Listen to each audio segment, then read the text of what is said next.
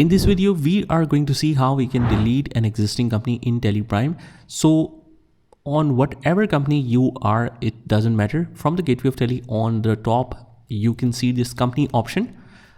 Just go to this company option and click on alter. And after that, you can see the list of companies that you can alter and go in the company formation details, like the first screen that we created company from. So from here, we can see and select the company. I'll select this one, which is sample company, and we are in the alteration mode. And now you don't need to do anything. Just hold alternate key and press D. D is for delete, and click yes. And it will confirm you again. Are you sure? You click again yes, and that's how you can delete a company.